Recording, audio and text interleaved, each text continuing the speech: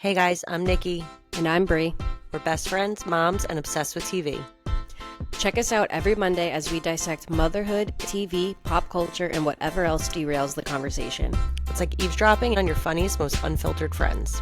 If your friends had a mic and no shame, We're here for all of it, and honestly, we're not mad about it.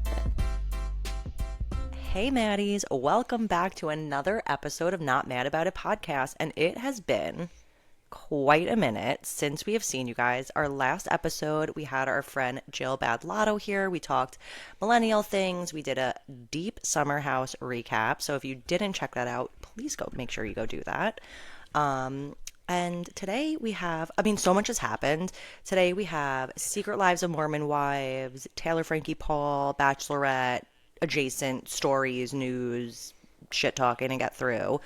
Regular TV Rex, news stories. We have our summer house recap. We have much to discuss there.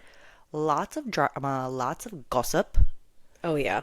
And then we're going to just wrap it up with our Southern Charm reunion, part 2, final part. I thought the reunion was great. I really enjoyed it. Not so much on your end. I was just ready to be done.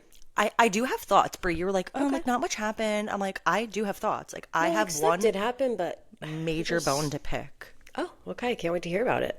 So stay tuned, you guys. Great. That'll be in an hour and 45 minutes from now. We're back. We were just talking about it before that we like to do stuff with other creators. If we didn't make it clear, we're obsessed with Jill Badlotto. We're also obsessed with saying her last name.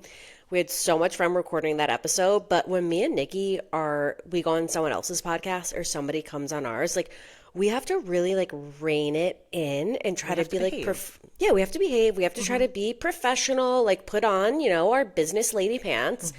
So we were saying that, not only did we record that episode a while ago, but me and Nikki have not been able to just, get the silly willies out for, almost 3 weeks here. It's been crazy. I know. It's been crazy.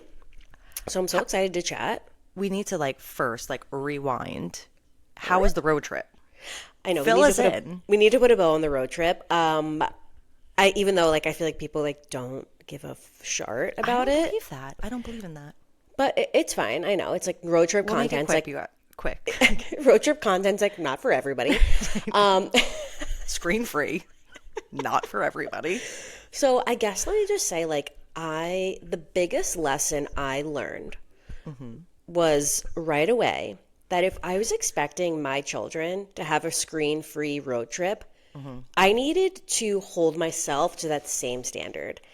And let me tell you, that took a couple hours for that to sink in. The first few, I just kind of thought, I packed so much stuff for them.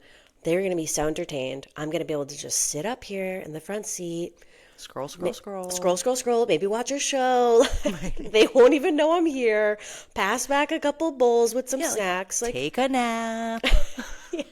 Have a grand old time. It's Take in the sights. Exactly. STFU. But very quickly, and I will say the first couple hours, I was getting frustrated. My 3-year-old Callum was just a saint. He would drive around in a car every day for the rest of his life, listening to music, playing with his toys, looking at his books, looking at the scenery. He had a blast. He keeps talking about a road trip. He wants to go back on another one. That's crazy. Yeah, he's an independent man. Yeah, He's good. He's good on his own. Good. He's chill. I don't know. He's here for the vibes. He's here for the vibe. He will take in the sights. He will have a snack. He will STFU. Exactly. Now Ty. Now it's not his fault. He is only 19 or 20 months old. What do I expect from him? What do we know here? He'll be 2 in August.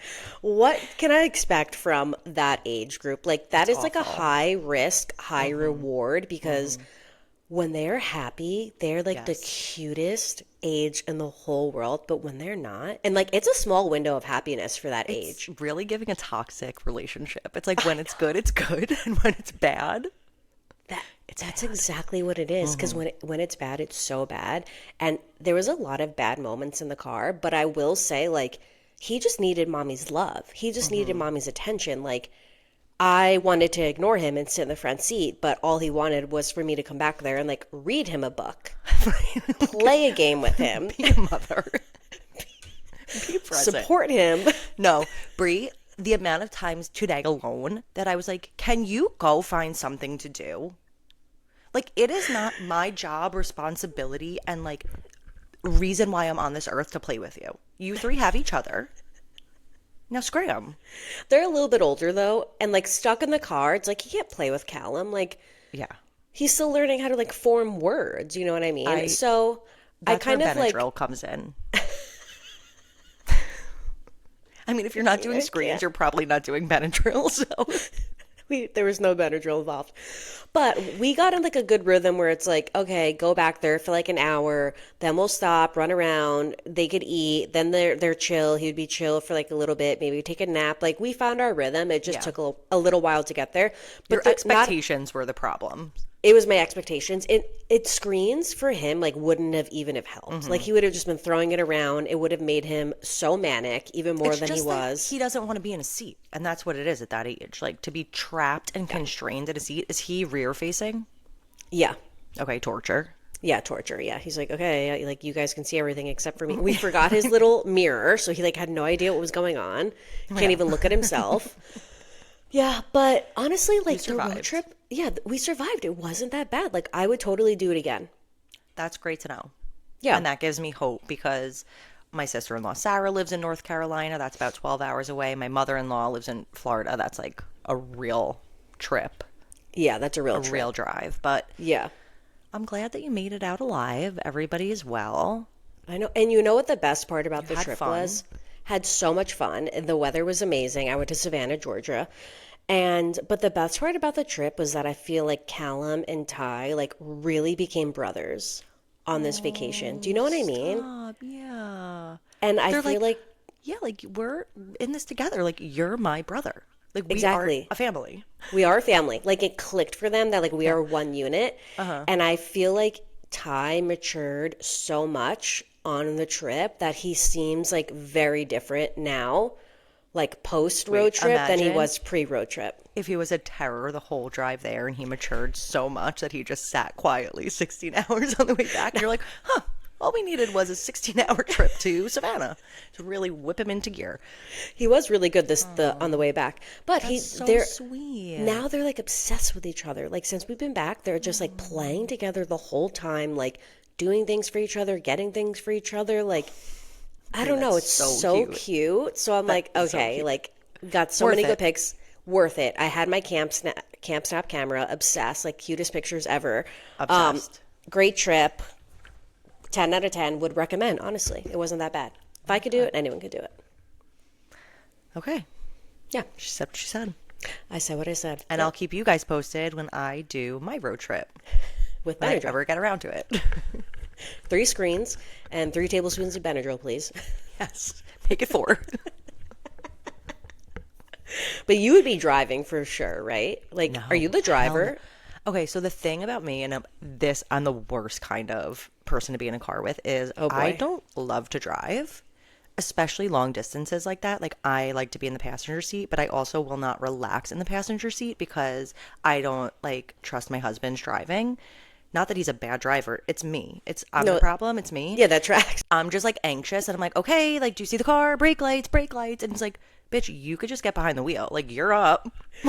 So do you drive? No. I do exactly what I said I just did. Okay, so the 4th Benadryl would be for you. Correct. Okay, got it. Yes. You could, like, knock me out. You need to be sedated for that ride. Yes. That's funny. Should we get into our news, or do you have anything else to dilly-dally? No, I don't. I don't at all. I just have like a lot of things that I want to discuss and like get your takes on. Let's get to it then. Okay, let's get to it. We have a lot of ground to clear, and also when I was away, I told Nikki I felt like I was at a silent retreat. I did not use my phone at all. Like I know. Which is It was so stressing unlike me out. Which is so unlike me, but I felt like now is like, why would I? Like I have my family and No, I'm it's with my psychotic to husband be and my like- kids. Like yeah, Who talking cares? to us when you're like with your family, like scrolling Yeah, and watching this madness unfold. Like you really I know. didn't miss much. So it was so nice to You just did check beat out, it but in. now I have a lot like to catch up on, and I'm ready to dive back in. I like stopped watching TV because you weren't here. It's like I forgot that like I still have to watch TV. Like there are still shows. Like I'm not off of life. I texted Nikki and I was like, I'm just like walking around Savannah. I just keep thinking like, oh, Nikki would like really love it here. Like, oh, this would be so fun if like Nikki was here. Like, wow, Nikki would really love this place. And that's on being life partners with your best friend. Like, are we Andrew's okay? like, okay, enough. But we're not a toxic relationship. Like, we are a very like healthy, Me and you. normal relationship. Me and you. Yeah. Brie, have we ever gotten into a fight? I don't even think I would try, Nikki, because I just know I would. Lose. I'd be, it's fine. Don't worry about it. Yep, I'm wrong. You're so right. I'm so wrong. Let's just keep moving. But that's like also kind of why we work. But I would like never even step to you, Brie, because you're just like my safe princess. Like you That's just so could do sweet. no wrong in my eyes. I appreciate that. I'm sure we could find something, but we don't need to. Never. Let's Right. not try. Maybe your forehead hair, but that's it. That's not your fault. My forehead hair. I keep looking for her now. I haven't seen her come back yet. I mean, she's just gonna sneak up on you when you least expect it. She's gonna sprout. Okay, let's get to a first story, which is about another healthy, beautiful friendship, just like ours. What is that? Hannah Berner and Paige DeSorbo are getting a comedy series with Netflix, and Amy Poehler is producing it, and so is Kay Cannon. So Amy Poehler, obviously iconic, Parks and Rec, SNL. Kay Cannon worked on Pitch Perfect and 30 Rock, so another icon. And Hannah Berner and Paige DeSorbo are co-writing a show, Wow, that's which sick. is like a dramatized version of themselves, just about like friendship and like Obsessed. navigating life together in New York City. And you want to know the best part about it? But are they playing? Are they in it? They're in it. It's starring them, and it's a dramatized version, like just of them, like and their life as it is right now. Oh my God, this is giving a mix of Girls, Broad City, and Summer House. Nikki, that's what I was gonna say. It is gonna be like Broad City vibes, obviously, like a little different because it's Paige and Elevated. Hannah. But I didn't know this until I was researching this. Amy Poehler was a producer and I think writer on Broad City. Oh my God, of course she would be. Of course she was. Our She gem.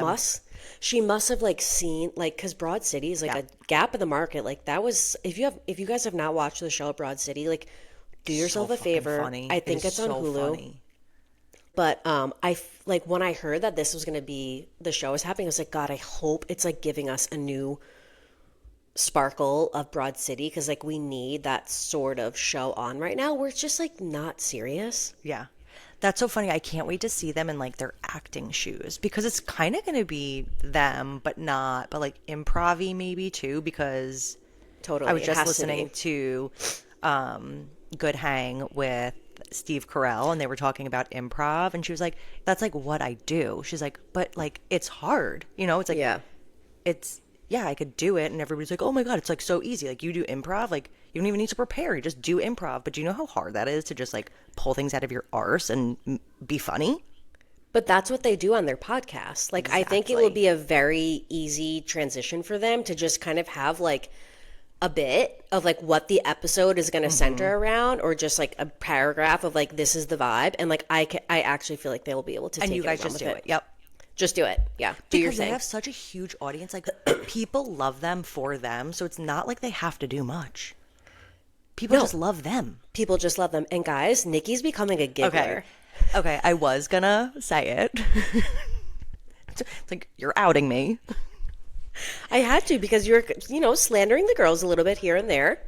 Like all the time. Like I'm just like they're not that funny. I don't get it. I don't think Hannah's funny. Paige is like quick and witty, but like I don't get the lore. Like I don't get the obsession that people have. Like we're funny.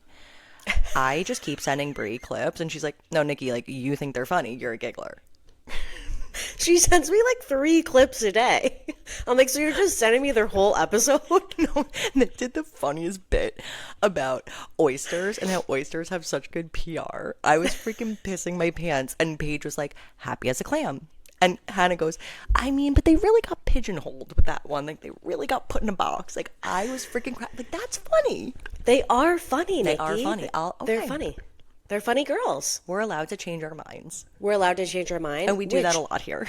We do that a lot here. And it's so funny that you say that because Morgan Stewart, who I am obsessed with, who I'll get you on her bandwagon soon enough, but her podcast came out. It won't take much. Okay, Oh, good. did you listen?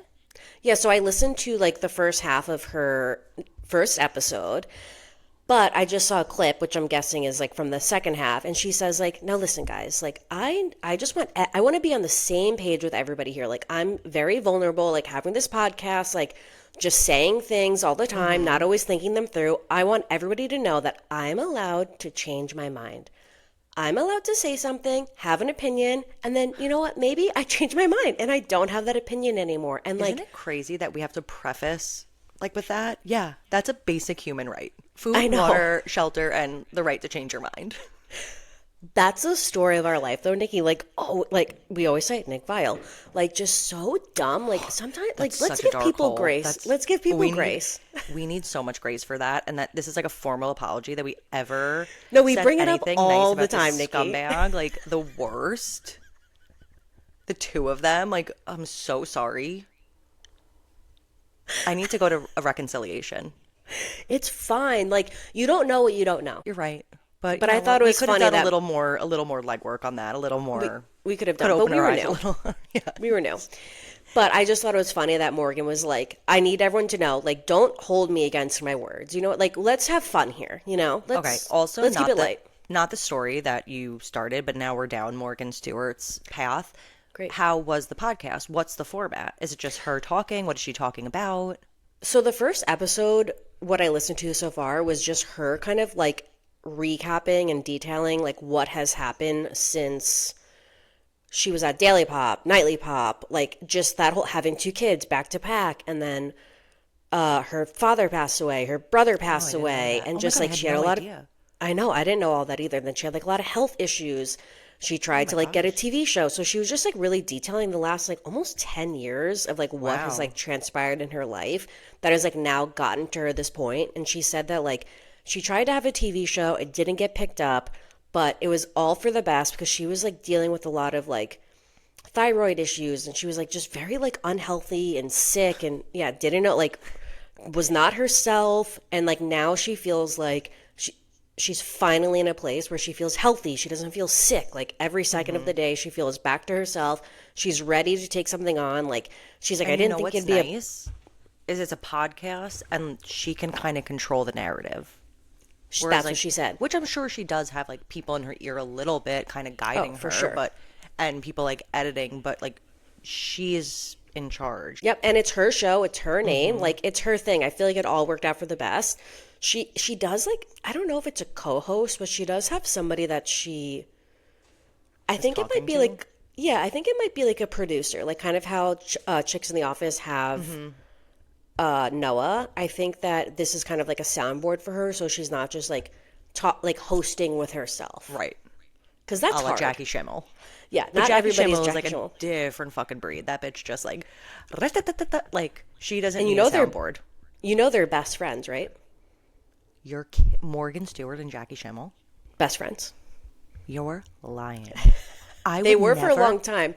I would never imagine that. Wow, that makes me like Morgan more, because it's like, okay, like you can take a joke, because if you're friends with Jackie Schimmel, like you gotta be able to take a joke. Oh, if anybody can take a joke, it's Morgan Stewart.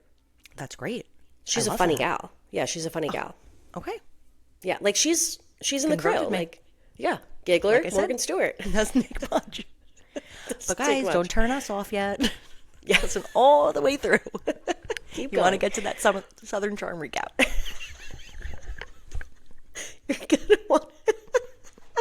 You're not gonna want to miss it.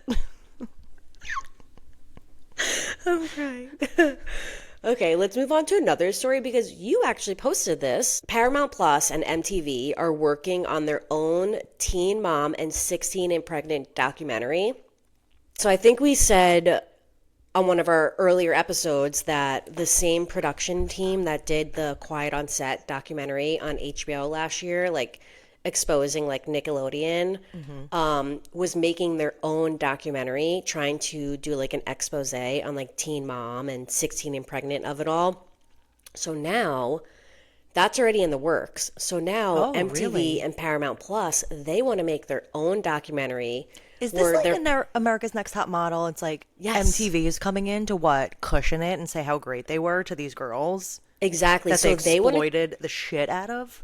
well, they want to take a different direction and they want to basically get like they're trying to like recruit as many of like as much of the cast as they can so that their documentary is like told from the POV The of, you know, the moms. people that of the moms that were part of it so that it's kind of like look at what we did to culture.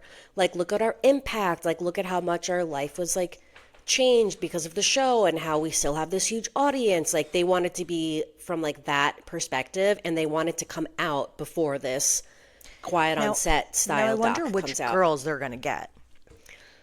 I don't know. Which But girls would MTV get? Like the big girls we know, not like yeah, big, for sure. heavy, like the most important girls. No offense. Not to say that anybody's not important. Well, they probably have some sort Kale. of NDAs that they won't be able to go on the other doc. Right. But they don't have to go on MTV's. Like, I wonder, would Kale go and support MTV? Like, does she still ride for those people? Like, they raised her. Like, she's close with those people, I feel I like. think Kale would do it, Macy would do it, Chelsea, like all the people, all the real team. Like, probably not yes. Janelle, probably not Farrah. Yeah. Well, Farrah, if she's going to get paid, she might do it. No, we'll see her on the quiet on set. Yeah, I she's bet not you the going to quiet say on that she had a set good experience. totally. Like, bet I you the- want to hear Farrah. I want to hear. Because if anybody's going to tell us, you know who it's going to be? Farrah. So I'm sure they have pulled her for the other one. I was going to say, I feel like the quiet on set doc is going to be like producers on the show. It's going to be like family members of like the teen moms or like people that were like around, but like not the stars and like getting their perspective of how it like really impacted their family or the kids or whoever. And what I'm thinking is like, you're gonna have these girls on to. I just lost my train of thought. Sorry. Oh, wow. Cut. Wait, I just had it. Just left it. Oh, so like MTV is gonna get the stars. What's Macy gonna say was like bad about it? What's Chelsea has her own show now, her own home know. improvement type show. Kale has an empire. Totally. I want to hear from the girls who were exploited and like kind of thrown away as trash. I also want to It's hear like like how Dr. they Philish. I want to hear how like the kids feel being a part Yeah. of the show since they were born for their whole life. Like this is all they've ever known. Like I'm sure we won't hear from them because they're like minors, but Minors, right? I would like to hear their perspective. Also, how crazy would it be if the quiet on set one? I don't know if that's what they're calling it. That's just how I'm like differentiating the two. How crazy would it be if they get Teresa and Brandon? I don't think they would. I just got chills. I just got chills, Brie. If you're not like a Teen Mom stan, you probably don't care about this. But Caitlyn and Tyler, they're like the big, like original Teen Mom stars. They placed their daughter for adoption. Carly. And then they had several children after, all girls. I know. But that's like always been a big storyline. Brandon and Teresa are Carly's adopted parents. There was a relationship with Caitlyn, Tyler, Brandon, Teresa. They would like let them kind of see Carly, and then it kind of faded out because of the show, I believe. Because of the show. Yep. Yeah, they were like, we signed an open adoption, but not to be on TV for 15 years. So like, I wonder if Caitlyn and Tyler see that perspective and how they feel about that, because they I'm sure never they talk left. about They it. never left the show. I'm sure they talk about it on their podcast. Like they have to, you know. I But yeah, I feel just thought horrible it for was them. interesting that Paramount Plus and MTV is trying to crank this out before there was like no dates for either of these documentaries, of You know course. what? But it almost doesn't, like, you're gonna beat them to the punch, but it almost doesn't matter. It's like the last word is almost kind of better. you're so right, Nikki. Wow. Yeah. Yeah, you're right. Anyway, just thought that was interesting that it's like Very. Battle of the Teen Mom docs. Have we talked about your favorite Teen Mom? I am not like as You're not as obsessed. deep as me. Yeah, like I'm Okay. good. Like, these girls are my friends. Yeah. You have a very parasocial relationship with Very, Teen very. Mom. Like, Kale, I don't care what anybody says. Like, I don't care. That's my girl. I don't care. She'll love that. Okay. Hail in the chaos, baby. Good morning, Instagram. That's what her kids say. Okay, Nikki. Not obsessed. Not a stalker. It's getting weird. And guys, and Chelsea, what she's up to lately. Okay, anyway. Okay, anyway, our final story before we get into all the other chaos of the week is another story that you sent me, Nikki, that I thought was so interesting. I know you don't even remember. I work here, you guys. Like, but Nikki sent me a story that a jury just found Meta and Google responsible for harmful effects on this young user, this woman who they refer to as KMG. I think she's 20 years old, but she had a lawsuit against Meta, which is Instagram, Facebook, whatever, and YouTube as well, that basically when she was a minor, they like caused her to be like addicted to social media. She was like extremely depressed and anxious. It like really like ruined her life, and she sued them. She won her lawsuit, and they are paying her out $3 million in damages. it's so crazy because can't everybody sue for that? Well, now this just opens the floodgates that, yeah, kind of anybody can sue them because, and they found Meta 70% liable and YouTube 30% liable, which That's actually interesting. thought that was like shocking that it wasn't the other way around. Really? But That's shocking to me. I don't know why. I'm just going to assume because YouTube does have like child restrictions on it, even though it is like loose. And I'm sure like Instagram and Facebook, there's like, it's wild, wild west there. There's no restrictions. Right. And I think it's just like YouTube, you're searching for things kind of. And sure, you can get suggestions that kind of lead you down rabbit holes. Yeah. But when you're scrolling, the thing, like your algorithm will kind of pick things up, whether it's good or bad, and then start feeding you things. And then look at us, we're fucking grown adults and we're just like scroll monsters. Imagine Literally. that on a young adult. Well, that was her whole case. She was saying she became addicted to social media as a minor. It impacted her mental health, anxiety, self-esteem. She Didn't had a she compulsive relate it to like addictive- gambling? Or no? Was that just That makes sense. It's Yeah, like it's the like you need a same type of dopamine hit. Yeah, like addiction. Maybe Yep. I'm just making that connection. No, she said that because the platform like is built to keep you hooked with like endless scrolling, algorithm-driven content, notifications, like she couldn't control herself, and like as a minor, like she's targeted, and you know she was unaware. But the fact that she won this case is like, I actually feel like it's going to be huge in a positive way. Like not people now just suing, but I think like this is going to scare these social media companies that they're going to have to create like real changes. Like something has to change because when we were growing up and obviously social media was like just starting to become a thing, like we needed a college email to get on Facebook. Like that's what, like you shouldn't be able to be on Instagram if you're 11 years old.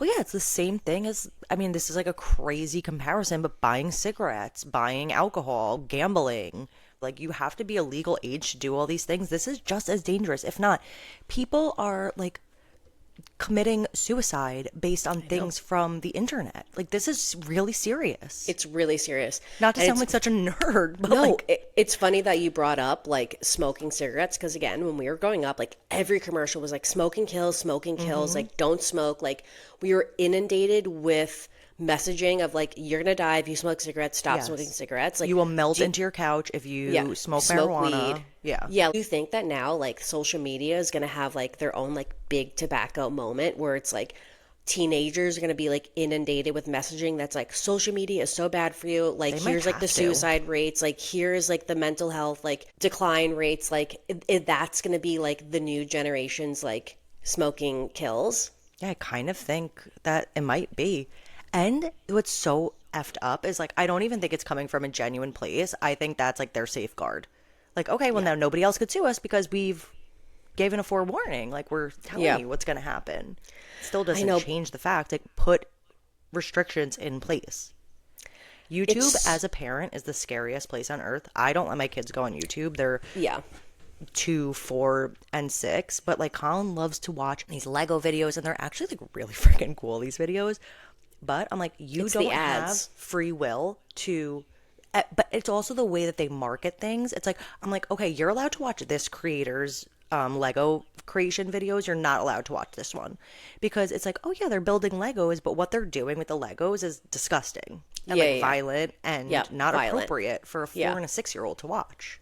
I know. It's crazy. And how I'm to like, like, no YouTube in the house. yeah, it's so bad. But also imagine like if you were just on Instagram, like if he was scrolling on Instagram and Oh my following God. like young, like you would just scroll upon anything. And then once you look at something one time, now they're going to be served all of that content. Brie, have you seen the fruits that like have sex and have babies and like No, I don't even want they're to. like these fruits that have like have faces. It's like AI fruits, and there's like all these drama with the fruits and like What? it's so weird. Yeah, it's like cartoon fruits, and it's like drama with them, and like you get kind of sucked in because you're like, oh my god, like what's happening here? What's appling here? Hey, Yeah, no, that I don't even want to know about that. That is so crazy. But I do hope that this will enact some sort of big change like on these companies card because yes, like parents should have some sort of regulation, but also like these kids are out in the world. Like if they have their hands on a cell phone, they're gonna get their hands onto any sort of platform that they can. yeah. And like what should these companies be liable or held responsible for, like restricting, if anything? And I think like just access in the first place. yeah. Like you said, having a college email to log onto Facebook. Like, Yeah, you, I know. where's an 11-year-old going to get a college email? Yeah, with like proof, a birth date, like, Yeah. they're not that savvy. I mean, maybe they are. But it's Yeah. crazy. Yeah, I just wanted to throw that out there. Anybody that was Louise, I'm scared interested. for us. I know. Okay, let's get into some TV recs, and then we'll great. do upcoming TV, and then the Mormon Wives drama and everything else. Wonderful. Because I was so I didn't really watch like any TV while I was away, so I'm catching up now. But when my husband and I came back, like we watched Company Retreat on Prime, which we were talking I about. can't wait. So the first maybe 5 or 6 episodes are out, and I think it's 8 episodes total. Are they 30 minutes or an hour? They're 30 minutes. Love that.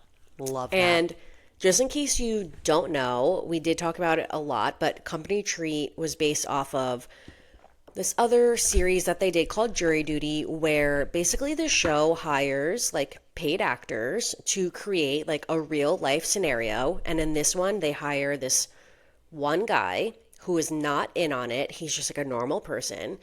They hire him under the pretense that he's going to be an assistant to this HR person, and they're going on a company retreat for this hot sauce company. And everybody that works for the company, everybody that works for the retreat, they're all actors. And it's basically like The Office. Mm-hmm. Like the dynamic, it's very like The Office, but it's real life, but it's fake life. But the one person, the assistant, like thinks it's real life, but he doesn't but it's know like that they're all crazy actors. things keep happening, right? Like it's like weird. It's like, It's okay, odd. so fucking funny. Yeah, it's just like, oh, that's weird. Like he doesn't Do you know. love It's the like, guy that they casted as the? perfect. I know Perfection. for Jury Duty, everybody loved him, and it was like a perfect cast. No, this guy's incredible. Like, Oh, I can't Nikki, wait to watch. he's so great. Yeah, same for Jury Dude. He's so great, which is like, he's the most important part, like Notice finding a. 2 men. Oh my God. We're not falling for this shit, you guys. Notice no Because women. women are too smart. We're too fucking smart. Oh my God, Nikki, you're so right. Nope. You're so We'd right. be It has like, to be a guy. this isn't, something's not right here. We would sniff that out in a Cut. second. Yeah. Like, all right. Yeah. Bring the cameras out. We get it. All right. Get Craig. Try again. Nikki, you're so right. That's so funny. Like, it has to be a guy. But this guy that they picked is incredible. He's so funny. He's so nice. Yeah, I can't wait to watch the rest of the episode. wait. So if you guys need something light to watch that will keep you interested and off your phone, and it's really quick, like this is a good one. Perfect. And it's on Amazon Prime. So the next rec that I have, I was telling Nikki that it's going to send her in like a deep spiral. But you guys know I talk about, the crunch life sometimes over here. I don't even get too deep. We dove deep in the voice notes today. I just don't want to sound crazy like when I you talk never, about some of these never. things. No. And also because like I am like a normal person. Like But it's Yeah. just like once you start, it's just like too much. It Anyway, really is. It's a rabbit hole, and once you start seeing one thing, it's like, all right, my eyes are open now. yeah, it's hard. It's hard to get out. But there is a new documentary on Netflix called The Plastic Detox. And basically, the whole documentary is about how plastic is having like the biggest impact on our health. Wow. And like, what are we going to do about it, pretty much? Like, And there's our this one. planet. Yeah, and our planet, exactly. And there's this one woman who I think like created the documentary. She's been talking about plastic for like 30 years. She was doing like all these like scientific peer-reviewed studies and like all this work on it, and just doctors were like, taking notice of it, but she was like, why isn't this like, why is this going nowhere? Why is nothing happening with this? She's like, I felt like the information like wasn't getting out there. And to me, like, this is a crisis. Yeah. So finally, like with the rise of social media, this 80-year-old woman started going on like podcasts, like talking to creators. That alone, Brie, is going to just send me. You know, I love the elderly. No, she's so sweet. Her name's Shauna. She's such a cutie. But she's like so passionate. And what she wants to make very clear is like, when plastic was invented, it wasn't like to cause harm. It was like, that's what I wanted to ask you. Plastic is like a byproduct of oil.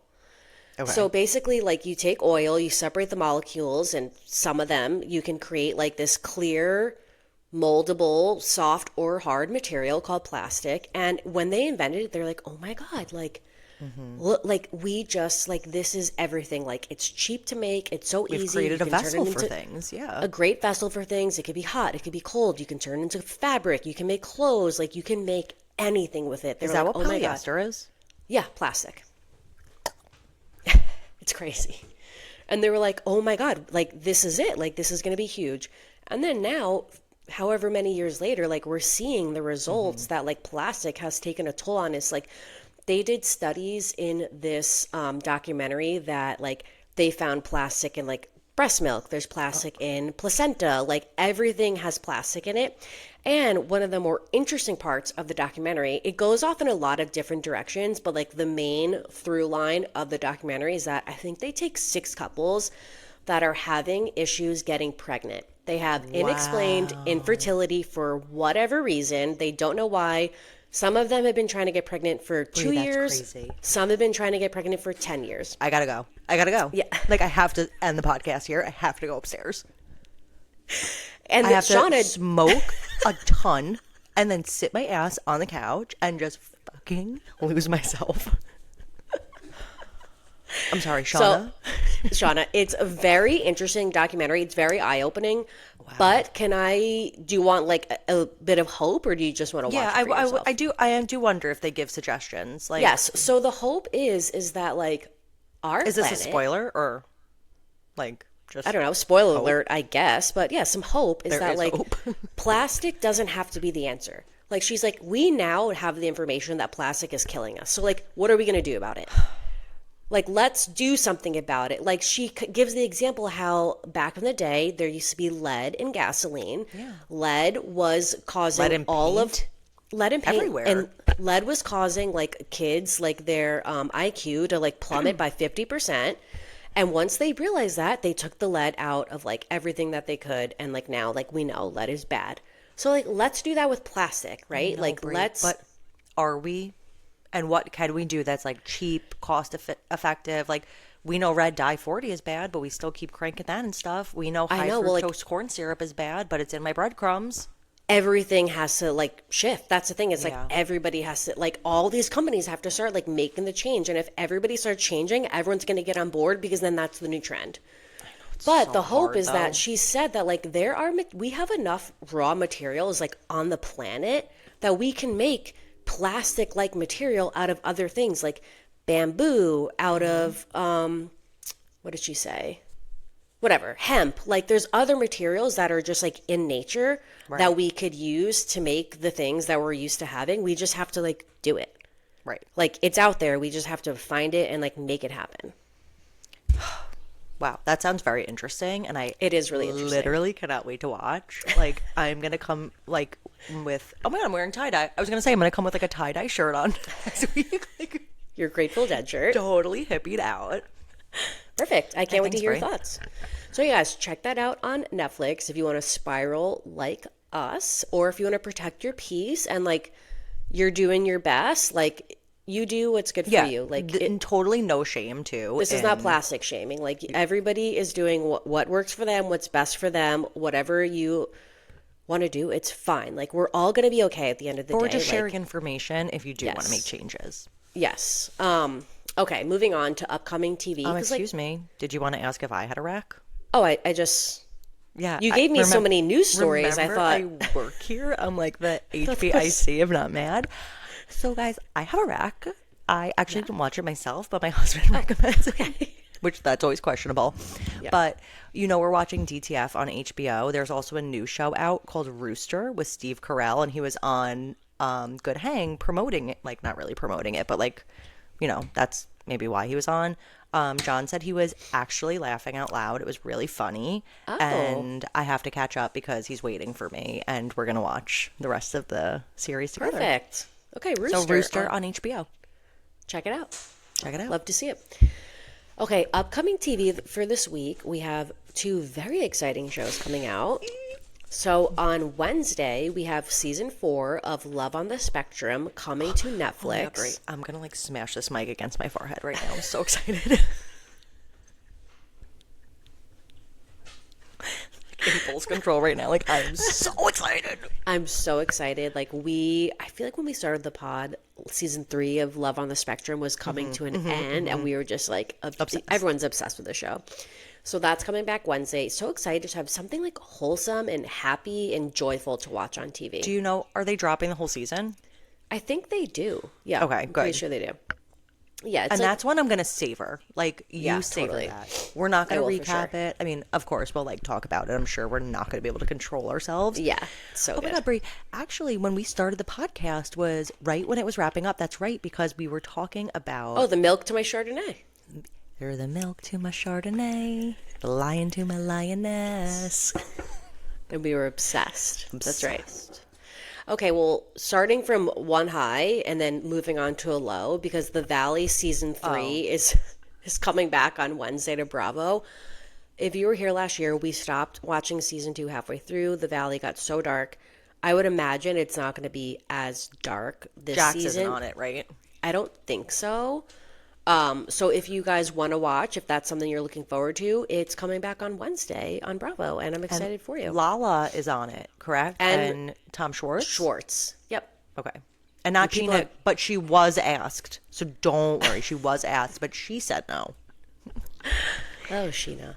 And then the biggest news of all, the biggest premiere we have is Real Housewives of Rhode Island is premiering this Thursday. I'm so excited. The only thing annoying about it is after this week, it's going to be moving to Sundays. Why would they do that? I don't know. Who asked for that?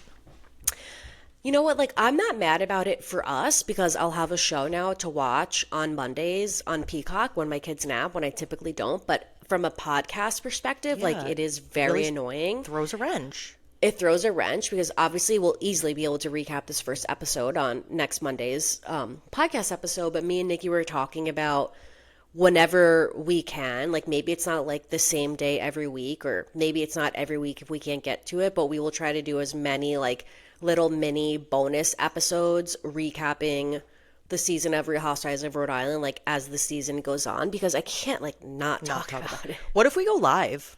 Is that crazy? But I can't watch it live. I don't have cable. No. I'm saying like we watch it on Mondays and then we go live Monday night on Instagram or something. Let us know what you guys think. Like a quickie, like 30-minute. Would you like a live chat to break down Rory, or would you like a boner podcast episode? Like, what would you guys like? I'm so down to go live. And if we went live, then you guys could talk to us. And we could like talk in the comments. Like, all right, let us know. Let us know. We'll do a poll. Okay. Okay, so I think that's it for next week for TV. That's really what I saw that stood out the most. Great. And I love that. I'm so excited. Like, I'm so excited for Real Housewives of Rhode Island. It's been being hyped up so much, and we got like a 5-minute preview. I won't even watch. I don't want any spoilers. I want to just go into it. I was grinning from ear to ear. It's like, this is already better than I was expecting. Oh, I love that. Okay. I told Nikki before we recorded that I wanted to make like the Mormon wives bachelorette drama, like a recap segment, because there's so much happening and we've barely discussed it with each other. And also, in case anybody's so over the Mormon wives drama, like this will be easy to skip. Like just look at the show notes. You can skip right to Summer House. We'll recap that after this. But I know people are like fatigued. Like I think you're either like heavily invested or you're just like, I don't fucking care anymore. Yeah, because Where do you lie? It's taken a place now where it's very dark. I am reluctantly caring. Like, I'm caring just because I myself am toxic. Like, yeah, I'm going to listen to Jessie on Call Her Daddy. Like, did I like it? No. Was I happy listening to it? No. But I did, it's like, and I got information that I needed.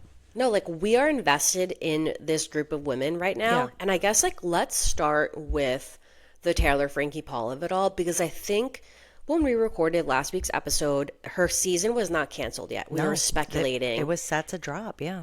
And we were saying, like, I think it's going to get canceled. Yeah, Jill said she thought it might get canceled. We said, Yeah. It did end up getting canceled, and there's a lot of conversation around that in general. Like, Yes. should the season have gotten canceled, or is it kind of like a double standard stereotype that, like, all these guys in the NFL, that Colton Underwood gets to, like, do whatever he wants, and Taylor Frankie Paul, who we all knew, you know, in theory about this incident, we kind of knew who she was. Now that Not we're even seeing it us. ABC knew. ABC, That's who matters. But us, like now that we, the audience, are seeing it in video form, like we like have a problem with it. Like, do you think that her season should have been canceled, or do you think that like it's a little unfair and they should just drop the season? I think it's unfair, and I think it should have been canceled. I think both things are true. I think that everybody else that has done the same thing or worse should be held accountable in the same way, if not worse, than she's being held accountable. You cannot do what you did on that video and then continue to have your season aired. Totally. I'm sorry, you agree cannot. with you, Nikki. Yeah, I agree with you. People are on the, like, where I get, like, kind of tripped up is I'm, like, not on the side of defending Taylor Frankie Paul, literally at all. I'm not like, oh yeah, but, like, oh, but what did Dakota do? Like, No, he's a piece of shit too. Yeah, But same. she is so wrong. Yeah, she's so maybe wrong. he antagonized her, and that's so wrong. And I fully believe that he did, and I believe that there was more leading up to that video. But you also need to have some sort of control, some sort of accountability. Like, your fucking child was there. Yeah. Like, that's not right. Yeah, that's Other not right. people were in the house when that was happening too. Like, there was like, what is going on? I know. How is that right at all? Even since that video, Nikki, because that was like the whole thing with season 1 when she got gets arrested. But even since then, since she came back from the Bachelorette, there's been like more domestic violence situations. So it's like, what's going on here? Like, they both are unwell and they both need help, and they literally cannot be together, hopefully ever again, and whatever. But you're like, I don't want anyone saying but No, go ahead. Like, I think everybody is entitled to have their opinions too. I think that when we were like advocates for Taylor Frankie Paul being the Bachelorette, like we did say, we called it on the podcast, like we were so excited to watch her season, because I felt like from season 2 to 3, she seemed like she was like so making much growth. there was a lot of growth. She was like making changes to like be a little bit better. But if I was a producer on season 4 and I saw Taylor Frankie Paul spiraling the way she was acting, going into the Bachelorette, like somebody at that point should have said, hey, like this is not happening. Like she should have never have even have gone to film the season. Like that is So where crazy. they all went wrong. Like regardless of like the Bachelor people knowing everything that they knew, still wanting to pick her, of everything the public knew, us still being excited for her to be on the show, whoever was behind the camera and editor and production saw Taylor Frankie Paul behaving the way she was to the second she got to the Bachelorette, like that's wrong. They needed to cut it right make then it on and the there. plane. Do you know that? Yeah, I saw that. I haven't finished the season. I don't know if I can watch, but The girls were saying like she got a good edit. And if that's a good edit, then that's really, really scary. and what also like bothers me about just like this space sometimes, and like creators in general, is that everybody that watched her season and saw her spiraling and just like really in a dark place, they were still all like, oh my God, this Mormon Wives is crazy.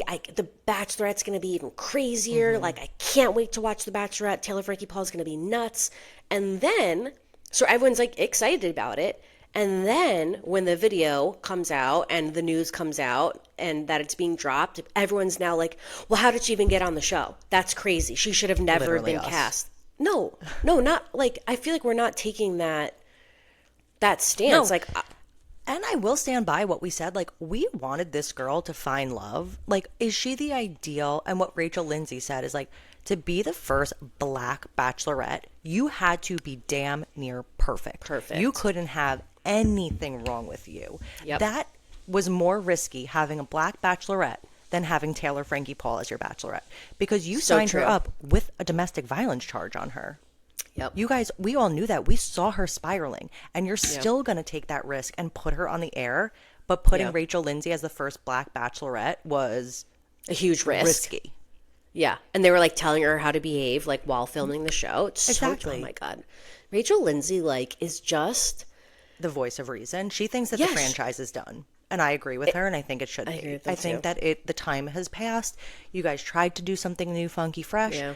Didn't work. We don't Didn't want to work. see it anymore. It's Yeah. all very like exploitative, like if that's Yeah. even a word. Just the whole it's just thing. it's like the whole thing. It's taken a turn where it's for it's like used to be about like entertainment and finding love. There was a little innocence at the beginning, but again, America's Next Top Model. Everything goes too far, and The Bachelorette is one of those shows. Like, it's gone too far. It's not about what it originally set out to be. It's just about creating.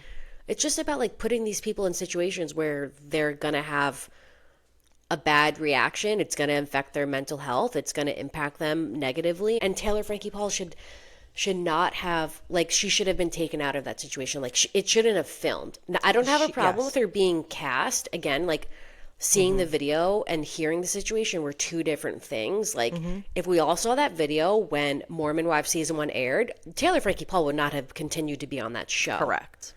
Like, that was crazy. And I watched the video without sound because I just knew it was like, I couldn't. Oh, it was really bad. It was really bad. I watched the police cam footage. Like, the whole thing was just Yeah. awful. Like, they both really need help, and neither they one need of them help. are innocent. And Dakota is just as guilty as Taylor, as provoking her and doing things in her face. And I really think that they both need serious help. But I'm not sure that they have people in their lives that are going to help them. And I'm not saying that the ladies are bad, but they're also in the same position of like, they're all fucking burnt out. Like, this season of Secret Lives was hard to watch. These girls are all No, I struggling. can't finish it. I can't Jen finish it is because I'm just filming like, what's Dancing with happening? the Stars. Brie, she can't even keep her eyes open. She's at dinner with Zach, and she is just like there's no life in her eyes. Whitney is burnt out, hysterically crying. Like, these women are postpartum. Freaking Michaela is like a swollen freaking mess. She has her intimacy issues with her husband. It's like, Yeah. oh, like, I really, like, you're a new mom. Like, I don't need Yeah. to know all of this. Some of Yeah. it's like a little. And I'm like, oh, and these are the girls who are going to be like, hey, Taylor, I don't think you should go. Jesse is freaking going through a divorce. Like, But it's not even like the girls. Like, I feel like at a certain point, like, no, the it's the show, expectation like thrust upon them. And they're like, yeah, we're making really great money and we're making content and it's fun. It's not fun anymore. No, but I feel like the show has some sort of responsibility to like get Taylor help. Like, you see what's 100%. going on. Like, you need 100%, to yes. put ABC. her somewhere. Like, get her in intensive therapy, put her in some sort of facility. Like, No. she needs to be disconnected from the world right now and like get back to some sort of center, because like she is not okay and she needs to be like removed from the situation to get better. Why are they putting her on GMA the day No, after the Nikki, video that comes out? really like sent me over the edge. They Really were pissed me still off. trying to know. save the season. They Yeah, were it was trying really to send crazy. her in to rally everybody to still watch the season. That's That was disgusting. so hard to watch. But also, currently, Taylor Frankie Paul is like on her phone, commenting on social It's media. so hard, yeah. Getting snippy. She's getting paparazzi. Like, she's not getting help. No, she's So really not well. It's hard. Like, she had a second chance because that video never came out from season Mm-hmm. 1. And it was just kind of like being regurgitated, and we see this like helpless girl, and he's like this big like manipulative person. It's like you feel sympathy for Taylor. Like obviously, like we just hear her retelling the story, but then you see the video, like that she had a second chance when that video did not come out season 1 to get everything together, to like break free from the cycle, leave Dakota, she got pregnant after that video came out. I know. And then now for there to be like all these more charges after, it's just like it's getting worse, you know? It's hard to root for somebody that's not like getting help or taking any accountability. Like her statement from the show being pulled was like the craziest statement I've ever seen. Fully blaming Dakota, zero accountability. Like, yes. You need to apologize.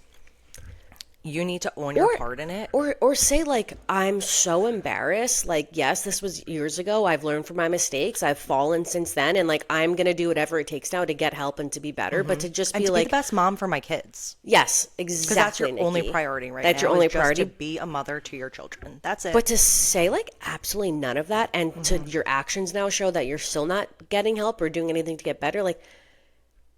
She's just like in a bad place, and I want somebody to help her. We saw a side of her where she was different. We did. I really think Dakota hooking up with that girl. Yes, hooking up with her, the family friend, just really fucking spiraled so hard. Like, but that she's really weird in the way that she plays games, like with him. I know, because she almost likes it. Yeah, like she. No, I think like we saw, she does like it. She gets a high from it. That's what I'm saying. Which is she very needs help. Unhealthy, and she needs help. Like that's a red moral flag. of the story. Like, she needs help. So would you be in? They both do. So would you be into more Higgins, like the rumors of a live Bachelorette season? Love it, love it. I think I would love it.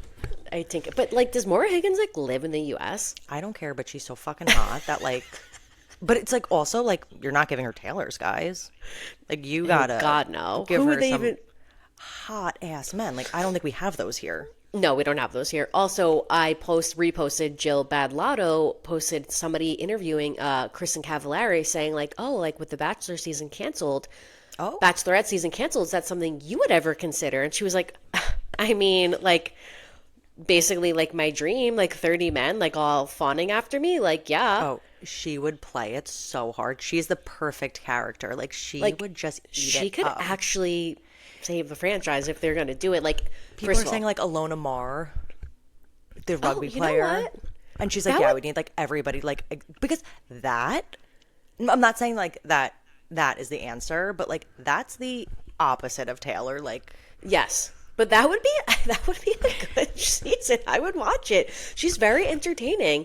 And she's like I would need all of my friends executive producing it. Like that's I would true. need to be very tight. No, but I actually feel like Kristen Cavallari is the perfect choice because one, like she brings drama without being problematic. As far as we know, like I don't like she doesn't wear sunscreen. I feel like that's like something super problematic that she said. Like canceled. But I feel like she brings drama without being problematic. She literally knows reality TV like so well. Like she would make good TV. Yeah. She doesn't take bullshit from like anybody. Like and she would just be like cut. Like yeah, she is. And I actually feel like she would take it a little serious, and she wouldn't mind making out or like being like a little, you know, risque on camera. Like she would give them exactly what they wanted. Like she would be so good. And then it would also be like the age bracket would be, I mean, she did date Mark Estes, so maybe they'd have some 20-year-olds in there. But the age bracket would be a little bit higher, where it's a little bit more serious. Like maybe you have single dads on there. Like you're showing like a different demographic of people that we don't normally get. Kristen, I think, would be open to literally anybody. They could get a good need, like, group in hot there. Guys though, like. Oh yeah, I mean, not saying like Taylor's guys weren't hot. Oh, speaking of Taylor's guys, did you see that they're like, I don't know, this was like speculated that they were trying to get a lawsuit together against ABC. Who cares? Because they put their jobs on the line and their lives on the line, and they just left their whole lives to be on the show. Like, shut the fuck up. Like, honestly. You guaranteed came on the show for clout. You're not going to get 100K on Instagram. Like, cry me a river. Try again. even the guy that won, I think, like, dropped a single, like, dropped a song, like, after the news broke that this show was canceled. You also looked Do like your Dakota, best. like Well, as it's soon so as they weird. released the pictures, all were like, yeah, Doug's gonna win. Yeah, totally. I know. It's just such a mess. It But is. side story, now that's just like one micro story in the Mormon wives story. Fudge. Did you see like the news that Jen Affleck is getting a spin-off of Yes. an OC, I think, as like a new mom talk I believe I group? posted that as well. Oh yeah, are you like into that? Not really. I actually do like Jen and I do feel bad for her just because I just feel like she has like a little level of delusion to her. Yeah, Like she's totally. just always trying to make the best out of everything, even when she's not happy. Like she's just always trying her best. But can she I would like carry to, a whole show? no, I would like to follow Whitney. Yeah, I would like to follow Whitney. I think that's like the common census is like we don't need another Mormon wives. Yeah. Like I saw Morgan P. Talks. She posted a video saying that like what if they're trying to do like what if this is Hulu's way of trying to make like instead of Real Housewives and they have like different franchises, they're gonna do like Mormon wives and it's like we But have are Mormon there wives and OC. Mormons in LA? No, I have no idea. Well, they're moving. Michaela just moved to California. Oh, you're Layla, kidding. yeah, Layla was like house shopping in California. In LA? I don't know if in LA specifically, but in California. Oh wow. Yeah, because they're probably like, okay, Utah's burning down. We got to get the hell out of here if we want all to save know our something career. something crazy's happening in Utah. The air ain't good. No, the Arrington. I'm They sure gotta get out of there. Jesse's gonna go though, but like so then are those girls gonna be on the show? Who is it? Well, right now, it seems like because we know that they stopped filming, Jessie did say that on Call Her Daddy. Like, they kind of all went to production. They're like, listen, this Taylor shit's getting crazy. Like, we don't want to film with her. Like, she needs to deal with her stuff. So they all, like, wanted And to what stop Jesse filming. said was also so smart. Like, they don't wanna they didn't have the whole story. And just listening to Jessie talk is so crazy because she, crazy. it's so like I always say, it's not that I don't like her, and she's not wrong in what she's saying. It's just the way that she says things are so matter of fact, and it's like you're talking about crazy, heavy topics, but with like zero affect in your voice. Yeah. It's hard to connect with her. But she said that they said like they wanted to pause filming until they had all the information. Like they don't want to be speaking about things on camera when they don't have everything, and they were like trying to navigate what to do about the whole situation. She also said they have a group chat, like a mom talk group chat with Taylor and one without Taylor. You have to. Yeah, She's you like, have sorry, to. Taylor. I was like, inside thought. Like we didn't need to say that on the podcast. Oh, but Jessie will say it all. She Like, doesn't care. Jessie, I actually feel like should leave. I don't know if Mormon Wives is going to come back. Like, we'll get into that. But I actually feel like Jessie should leave Mormon Wives and she needs to be a reality TV producer because she's She likes basically the like spotlight too much. but she's basically like an on-camera producer on Mormon Wives. Like she literally keeps that show going. She keeps every storyline moving. She holds everybody accountable. She asks everybody any question that like she's the audience in her head on the screen. Like she needs to leave the show and she needs to start producing reality TV because she fucking knows like what to do. And yes, I think she does like the spotlight, but like she'll say still make good money and she still has likes her the money, too, Instagram yeah. and she has her hair. Like she can still be in the spotlight in her own way, like on her own platform, but she can like keep a show fucking moving, that girl. Oh my God, she works. If I know you said we'll get there, but if if Salt Lake City, oh my God, if Secret Mormon Lives, Wives. yes, if if Mormon Wives canceled, do you think Jessie, there's a spot for her on Salt Lake City Housewives I just like don't think she would vibe there. with those ladies? She's almost like too hyper. Like I can't explain it. Like Too young. but like she's friends with Whitney, but Yeah. a lot of the audience has a problem with Whitney. Like, you know, she's not like a fan favorite out there. I just think that she's too. They'd be like, okay, like let's chill out a little bit. Like, yeah, we're gonna bring the drama, but we don't need. We don't need to do a TikTok dance about it. Yeah. Yeah. Can you imagine Mary Cosby and Jessie having a conversation? Oh my God. Brie. No. Little girl. She's a little girl. A little girl. Yeah, I don't know if that's Okay. the right move either. But like, yeah, Jessie Fair could enough. find her way somewhere else. I feel like she needs to be on the TV. I also feel like just say Mormon Wives like doesn't come back because there's a Mm-hmm. lot of rumors that like it's not going to come back. I think all of these girls would be just fine with their social media accounts. They'd probably make YouTube Totally. videos. They have TikToks. Like we know all the drama without Mormon Wives. Mormon Yeah. Wives is like bringing us back in time to like relive the past because like Yeah. they put it all out there. Like look at what happened this week with Miranda and Jesse and Chase. Like they literally like there was a rumor and then there was a statement out 12 hours later. Yeah. It's like, Yeah. oh my God. And that to me seems like a farce. Like I think the whole What? Jesse Chase hooking up behind Miranda's back, I think that is their ploy to like create buzz and drama because they want to get Mormon Wives season 5 rolling again and like they need a juicy storyline. I Yeah. think Or they're like, all playing into it. or is it like the narrative, like to get the narrative off Taylor and the negativity? All of it away from the show, like to just Mm-hmm. recenter the focus back to like the people that they have that they can work with, people like Chase, people like Yeah. Miranda, people like Jesse. Let's and like I said, Jesse's literally a producer. Like I think she's like, this is her idea. She's like, I have such a good idea. Like, what if we said he was already a swinger? He fell in love with Taylor. Why wouldn't he fall in love with me? Right. I I'm cheated on my single now. husband. I'm single. I cheated on my husband. Like, why wouldn't I hook up with Chase? Like, everybody loves Chase. It's like, have we ever seen these two had a conversation before this, like, make Yeah. out? Yeah. I I think believe it's that. so fabricated. And you know what? Like, I don't care, girls. Get your check. Like, they want to get paid. They want to get back to work. Like, do it. Like, they're making it happen. So, Right. you know. Okay, so the future of wait, one more thing.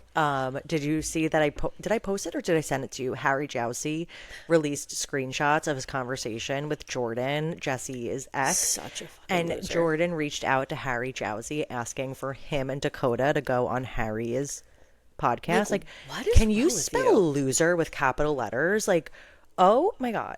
Yeah, You so freaking hate gross. this dude, by the way. Like, you're like so threatened by Harry Jowsey, and now you're gonna like go crawl up his ass to get on his podcast.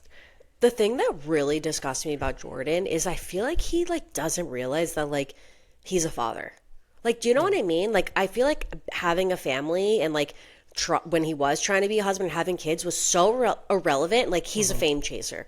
Like, it's like you also have a So family. is Dakota. Like, so is Dakota. It's like that's secondary to their life is like being a parent. Like, and what we see in Mormon Wives is like they're bringing their kids everywhere. Like those girls are moms. Like, do you know what I mean? And like their work. Jordan's biggest thing was his competition with Jesse. He was just always in competition with Jesse, and it's like, you know who's actually the hottest dad on the show? Macy's husband, who just shuts up and cares for their kid and supports his wife. That's Or the hottest Connor. guy on. Yeah. Or Connor. Yeah, Connor. I know. It's so crazy. What did you think of Jesse on Call Her Daddy? Like, I didn't listen, but I saw all the recaps, and it's like Jax. Like, it's giving Jax Taylor. Like, just disgusting loser troll. Jesse or Jordan? Like, Jordan is Oh. giving, like, Jax Taylor vibes. yeah, he is. Spying on his wife, manipulating. Spying on his wife. Apparently, an escort service reached out to Jesse and said that he was reaching out to escorts, trying to pay with escorts for her money, going to like these orgy parties. I Which, like, totally believe it. of course, He's because he such wants a to feel like a creep. man. Like that's why these all. It seems like to be in the Mormon culture. No offense, anybody, but like the emphasis is on the man being a man, and for Yeah. these men, it's obviously not the case. Their wives are the breadwinners. They're getting all the Yeah. attention, and we've seen it with Zach. We saw it with Connor even for a second. Like, Yeah. even though his struggles were different, it wasn't like Yeah. about Whitney's fame, but Zach, It's about not feeling like a man. yeah, and like Or man enough, I inferior guess. to your wife, Yeah. yeah. I know. And It that's is all it crazy. was, is like a competition to like, and like, is Dakota your new partner? Like, their relationship to me is so weird. It's like, It is so weird because they're fame hungry and they're like, oh, let's Mm-hmm. team up. Like, it's so gross. Like, thank God they're getting divorced. Like, yeah. seriously, like, those two could not have stayed together. Brie, I know you didn't watch it, but I was voice noting Brie and was like doing impressions of Jesse on this season. It was like so funny because during the season 4 they weren't divorced yet, but Jesse was just like, So I am changing my last name from Nagasaki or whatever it is to Draper. I'm not getting a divorce, but if we did, it would just be so much easier just to transition really quick, really brief. Like it wouldn't be such a surprise. I'm not saying I'm getting a divorce though. Next episode. I was just happening to scroll through my prenup, like with my dad and my lawyers, and like there were no witnesses to sign it. Like, if I were to ever get a divorce with Jordan, Oh, like she was this prepping. could ruin me. Like, oh, Yeah. baby, you changed your name. You were looking through your prenup. Like, Yeah. we knew. You were going on She's divorce prepping. podcasts. Yeah. Yeah. That's why people said that like Jordan saw that episode and was like, "Oh shit, like it's coming. It's coming." I'm actually surprised they didn't get divorced before the season came out. They must have like it's calculated in some aspect. Also, like I think Jessie scheduled her Call Her Daddy interview before either of them filed for a divorce. That's what she said. Like that to me is like kind of crazy. The interview sounded like Jesse wrote down all the questions and then handed them to Alex. Because they were so detailed and like specific, and it was like, oh yeah, let's dive into this next juicy tidbit of information that like I would never know on my own, but like is so interesting. Do you care to elaborate on it? There were people like, The producer of the show, you said it. Literally does not surprise me. "Oh my god, she probably did." She's like, "Here, job's done. I've got your interview." Yeah. Yeah. She's like, "You know what? You can just pre-record you asking the questions, and let me just go. Let me just talk, and then you I can got add them in unlock. later." Yeah. I got unlock. All right, Jesse, you do you. But the thing is, like, Honestly, I feel like respect Jesse, her though. She could speak. Like, she could. I feel like she felt like she needed to clear her name, and from Yeah. our perspective, it's like you didn't have to clear your name of anything. Like, I feel like we believe you. Like, we know We have Jordan's eyes. like a fucking loser, like doing something like shady behind the scenes. Like, I almost feel bad if she was like worried that we were gonna turn against her and like side with Jordan. Like, I hope she wasn't thinking that. I could not imagine. Like, There's no way. Like, nobody likes Jordan. nobody. Face only a mother could love. I love that. He's the definition of that. Like, wow. Not to like hate on somebody's looks, but we just hate on this man anyway. Okay, let's get into another man we hate. Should we do I our was summer just house? gonna say, like, and we're gonna dive right into Summer House, shit all over Kyle, and then we're gonna take a giant steaming hot dump on Craig. This show is therapy. It's like, oh my god, just like getting release. out like all of our frustrations. On Do you guys want to talk about my husband next? Just kidding. Oh my god, that's so funny. But the thing about Kyle, we're getting to our summer house recap. The thing about Kyle is like he actually is like a very attractive man, and like that is like the one thing that he has going for him. It's like he is like a POS, but it's like he really was Jill saying that he needs to drop a skincare line. Did she say that on the episode? Was it him? I think she did. That's a compliment. She That's was so like- funny. She was like, Kyle should drop a skincare line because, oh my God, this man is going to be 43, 44 this year. And he looks like exactly the same. He from his does. He season really one. does. It's so crazy. But let's get into it because this episode of Summer House, Andy was hyping up that it was going to be Kyle's worst episode in 10 seasons or whatever. And I guess I want to ask, like, do you think that this was his worst episode? No. I mean, it was pretty bad. It was really bad, but I still think his worst episode was when Amanda said she wanted to leave Loverboy and she wanted to do her swimmer line, and he fucking had that freak out in the back of the backyard, and he was throwing Loverboys everywhere, and he cried in his car, and he called her like a stupid fucking bitch or something like that. Like I don't know. but the thing is, like, he wasn't cursing at Amanda directly. He was like cursing behind her back. And this was like he literally said to Amanda, like fuck you. Yeah. And did he say like you're a stupid bitch or something Yeah, like that? I think he did. Like that? And all because she gave Not that it's him- good to speak about them behind their back. No, I'm but like just sometimes saying. you need to like vent, like go in private and like be angry, even though Yell it's into a wrong. pillow. Yeah, Yeah. you're not right, but you Yeah. still have a right to do that in privacy.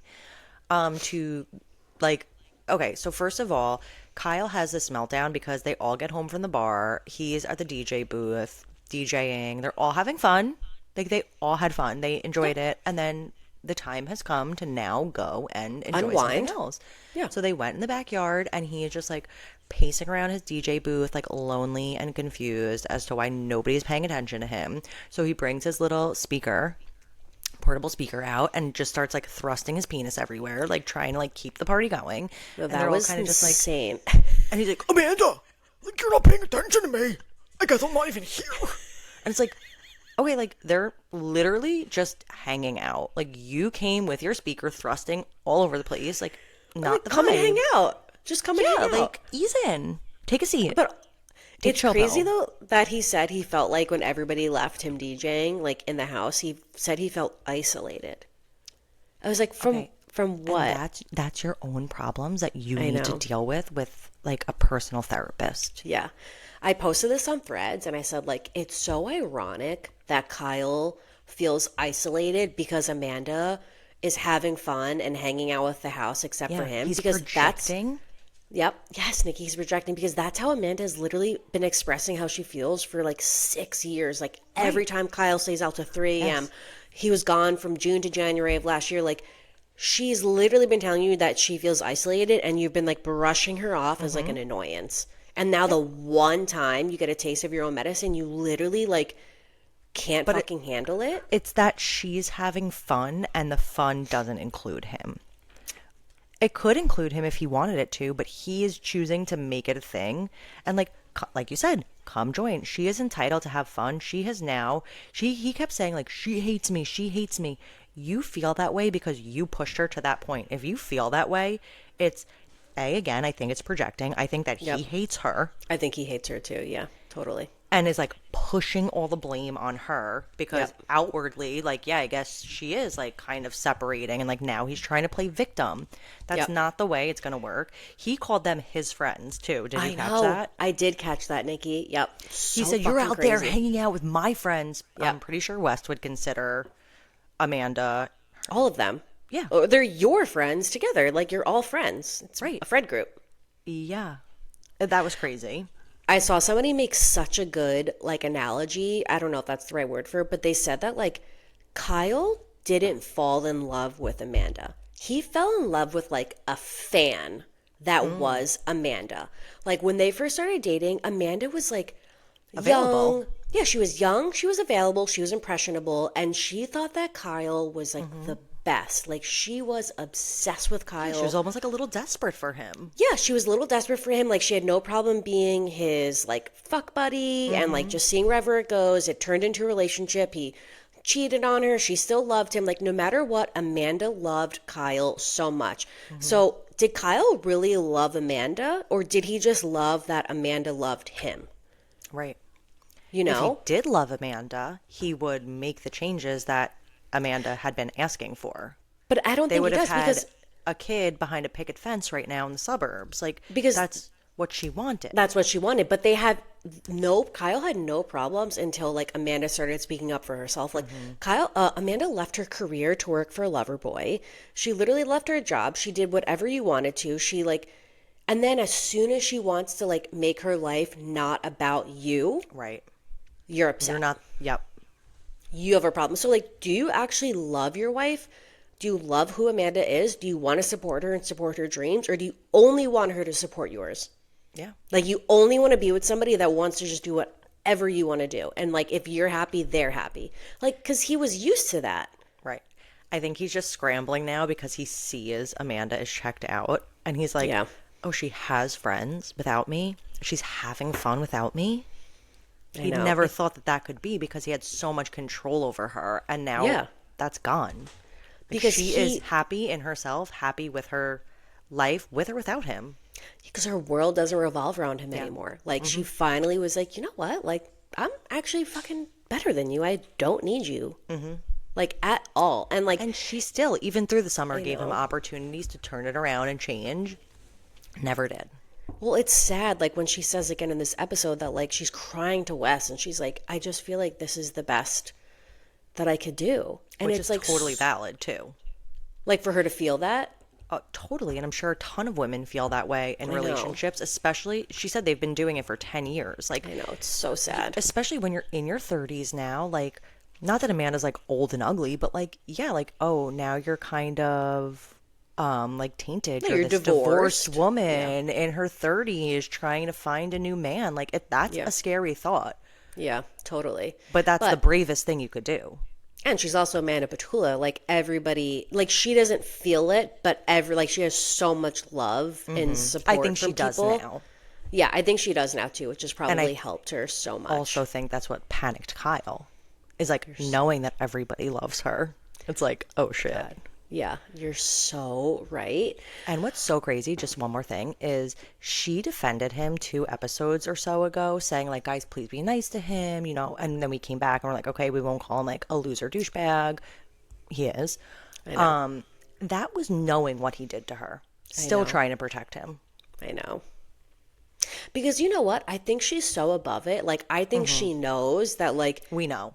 we know. Like we don't have to keep harping on it. Like she sees it now. Okay. So She it's sees like it, why we see it, yep. why even go there? But like we can't help ourselves. Like we have to go there. I did want to say like I am proud of West for like stepping up in this moment and like confronting Kyle and being a friend to Amanda. But I also think it just shows that like West doesn't have a communication issue. He has an intimacy issue. Like he doesn't have a problem confronting Kyle and standing up for Amanda because it has nothing to do with him. Right. He can't talk to Sierra because he would be talking about his feelings and himself. He can't talk to Jesse because with the whole situation about Yeah, Jesse it's asking to too hook up with intimate to talk about like his feelings. But he can like be an advocate for other people. So like while I am very happy that he was able to be there for Amanda and like try Great to talk point, sense to Brie. Kyle, like I do wish that he would like man the fuck up in every other just like aspect, yeah. and like talk about your feelings. Like that's the most important part. Like you need to be able to express how you feel about your own feelings, not just like defending somebody else. Like you've got one piece of the puzzle, let's close the gap, you know? Yeah. How old is West? I think he's 30, 31, 32, Okay. like Time to 30 or time to close the gap. he's 31. Okay. Yeah, he's a man. Yeah. Let's go. Wait, real quick, we didn't even touch on the West Amanda Sierra rumors because I was heated on Instagram. You guys was You had a very, TED talk, yeah. I was very passionate loved it. about it because, like, I just don't believe that this is true. Well, tell everybody what the evidence is if you missed our story. Okay, so the evidence, so people believe that Sierra and Amanda have a rift in their friendship right now. And people think that that rift is because Amanda and West are secretly hooking up or dating or whatever it is behind her back. And the reason why people believe this is because somebody noticed that Sierra was not following Amanda's swim line on Instagram. And now people are like, I don't know if she was ever following to begin with or if she was never following, but she has liked posts in the past and she has not liked any recent posts. So people are like, okay, that's weird. That is a little weird. Then No? people thought, yes, that is a little weird. And then more evidence towards the rift in their friendship is like Sierra has been reposting a lot of like the repost button on Instagram, not like to her stories, just like, you know what I'm talking about? She's been like reposting very like Khloe Kardashian-esque like quotes. Yep, we know exactly what you're talking about. She loves a quote card on her stories. Yeah, so she's been like reposting a lot of like those sort of quotes about like healing and like, you know, Killing, yes. the truth and like whatever. Okay, so that's another thing why there might be a rift in their friendship. And then I think the final nail that people think there is something going on with Amanda and Sierra is that they were scheduled to do an Amazon Live together. I don't know what it was for, but when the time came, they did their Amazon Live separately. Which is kind of weird, but like, I don't know, Okay. maybe there was scheduling. Totally all very sus though. I want you to tell everybody the evidence that people have that West and Amanda are hooking up. Because Okay, this so- is Merriam-Webster just fine stalker. Yeah, literally stalker. So the reason why people think Amanda and Wes are hooking up, there's a couple reasons. One of them is because somebody DM'd the podcast Snarkbait. I don't know if you guys have ever listened to them. Had DM'd Snarkbait and was like, hey, it was like this crazy long-winded story about this their friend who like doesn't watch the show, but saw Amanda and Wes like in Amanda's apartment through the window, saw them kissing. So took you a don't watch picture. the show, you just take pictures of random She people like kissing knew through that their they were window? like somehow big in the drama, took a picture of them making out, somehow had a connection to get to Sierra, was able to show the picture to Sierra, and then that was the night that Sierra canceled the live and Let's see the filmed her picture. live separately. Where's the picture? And I was just, no, Nikki, people took this story and I was like, are you fucking kidding me? Like, that is you so well? crazy. Like, that person should be arrested. You're taking pictures through someone's window and then DMing a podcast about it. Like, get Okay. a fucking life. Also, like, what time of day was it? Because I believe in closing my blinds, like, Yeah, it was probably Very- the day. Also, then, they're like, just making out during the day? well, then, like, Dumois was like, got a tip that, like, West and Sierra went out, West and Amanda were spotted out to eat somewhere at like 4 p.m., which was weird. And then, actually, one They're of the clearly very good Maddies, friends. one of the Maddies DM'd us and said that the reason why she actually believes that they are hooking up is because Bravo and Cocktails, that Instagram account, I guess somebody told them or they posted something that like they got information that like they are hooking up. That is why Sierra's upset. It was recently confirmed to her, or she found out somebody like Sierra's like hairstylist or somebody part of her team like confirmed that like that's what's going on and that like they are hooking up. Brie, that would be the craziest thing in the world to me. I just like really in my heart like, and the reason why I don't believe that they're hooking up is because Wes was just on Watch What Happens Live. Yes, he gave a very like word salad background answer about how That's he's not West. hooking up with Amanda, but like he's panics, he doesn't know how to speak. He also did say, Amanda and I are friends. I hope that's very clear. Like that was the one sentence that like he could form that made sense. Like that for me, okay, I believe you. And I also feel like Andy didn't really ask him anything about Sierra. And I think it's because like they're saving that for the reunion. Like they're going to be filming the reunion any fucking day now because they usually film it like a month before the season ends, which you know we're halfway through. So they want to save stuff for the reunion. And also another reason why I don't believe they're hooking up is because Morgan P. Talks posted, I think like that clip of West or whatever I just said, and somebody commented like West is for Amanda, her safe friend, somebody that she can trust, that she knows nothing's going to happen, that she would never hook up with. And Amanda responded to that comment and was like, yes, like, thank you. Like, that is what it is. And that was literally a couple days ago. So, like, both of them have said in their own way that they're just friends. And, like, I believe them. I believe them too. Like, is there some like flirtiness? Like maybe, but like I don't even think that it's flirty. Watch them like come out like right now saying that they're hooking No, I up. can't. Should I check? No, I don't believe it. I don't believe that Amanda would do that to Sierra. I really, really, truly don't. agree. And like you said, I really do think he's that safe friend. Yes. That they're just like silly and giggle and like to smoke and just like hee hee hee hee like Totally. But if anything, maybe West is like the reason for the rift in their friendship because maybe like Sarah is getting upset that they're spending so much time together. That like could she be. feels uncomfortable with it. Like or maybe it could she have nothing to do with Wes and we're giving him way too much credit. totally 100% Nikki. Or like we maybe don't know. there's no rift. Yeah, we're just literally speculating. Like that's all it is. Like Maybe we're just all dumb. we're all just crazy. Like we're all crazy. This is like tell me lies theories. Oh my god. Like let's So all true. touch grass Yeah, let's touch and grass. just take a deep breath. I know, but I do need like one of them to say something. You just said they did. But they're gonna save it like now the new speculation. But like they're gonna save it all for the reunion, or somebody's gonna go and watch what happens live. Andy's gonna get the exclusive on this. He's not letting it go to TMZ. You know what I mean? Mm-hmm. So anyway, back to Summer House. Where were we? They were in the. They did the.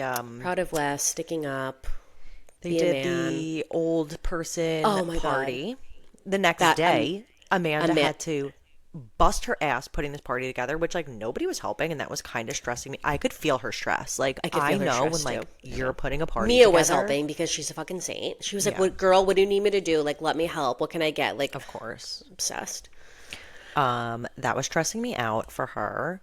And not knowing only that, but Kyle wakes up and says absolutely nothing about the night before.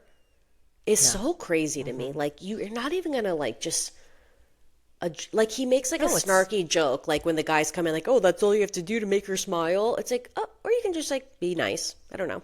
No, it says a lot about like their relationship. It's like she's a fucking battered wife, Tom Schwartz. Like, she's just like ready to start the day and like, like not it's just actually, another day. No, I was just making a quip with that quote. VPR.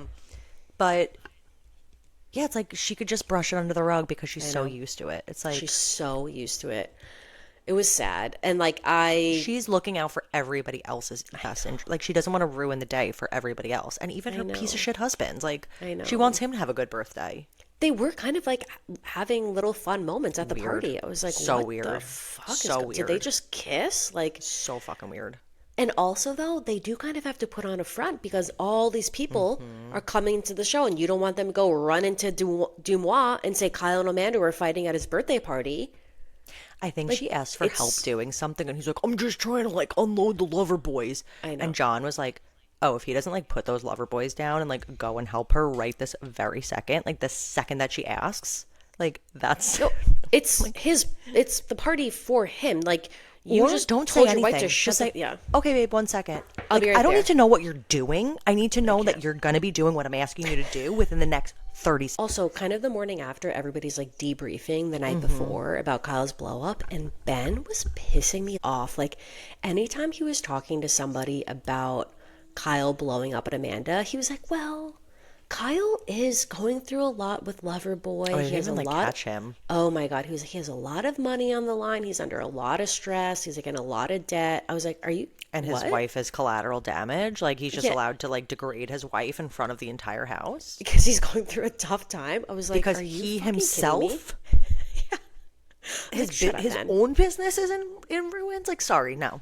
It's like, Ben, you never talk. Like, just keep shut going. up. Like, now is not the time. Shut up. Yeah, it was really pissing me off.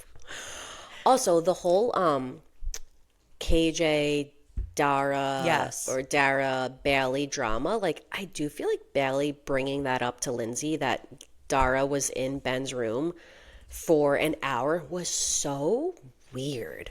Weird like, kind and- of creepy. Yeah. She's like, she went in the room and came out in a different outfit. Like, that Bailey was like trying to start shit. It's like, we're Totally. not gonna fuck with KJ. Start shit with somebody else. Don't No, start shit with KJ and she knew his that girl. Lindsay would like bring it, even though Lindsay kind of made it seem like she didn't know that KJ didn't know. Like, KJ is, like we said, just a lover boy. Like, he is a sensitive boy who just loves his girl and like doesn't want to think that she's being shady. I know, and the fact that like Lindsay said that to him, he was so stressed. His way of dealing with that was to like organize the fridge. I just think, if I cannot love this man anymore, I was like, oh my God. And Like, let's he just talk needs to get about- organized. Like, the difference between West and KJ, because did KJ one have that conversation with Dara? No. He almost Did like he? threw up outside. Yes, and guess what? They squashed it. She said that's absolutely not true, and they Yep. moved on. And they he moved on. believed his woman, and that's that on that. And it's that easy. Like, it's that that easy. hard, but also that easy, you know? Yeah. Like, you just get over that hill and everybody feels better on the other side. I also posted this on Threads, like, kind of a good week for me over there. Summer House is always a good time for me on Threads. But I posted that, like, because there was again a scene with our new favorite trio of Sierra, KJ, and Mia, and they were just like all like talking. And I feel like the way, like, every time they have a conversation, they're always like, somebody like needs help or advice, they're supporting each other, or they're just like being silly and like laughing and like making fun of everybody. Like, anytime we see them together, I'm either feeling happy, I'm feeling calm, I'm feeling more at ease. And I said that they should get, this is not exactly what I said, but they need to get like a radio show on Radio Andy or Sirius XM where they either take live phone calls or pre-recorded calls, and they like help. advice? They give advice. They help people with problems or scenarios or relationship problems or friendship problems or actually sibling cry. problems. That is the best idea I've ever heard in my life. No, they need to do that. They're all so wise. They all three of them are so calm. Yeah. Like, they have such good So perspective. Like, sound.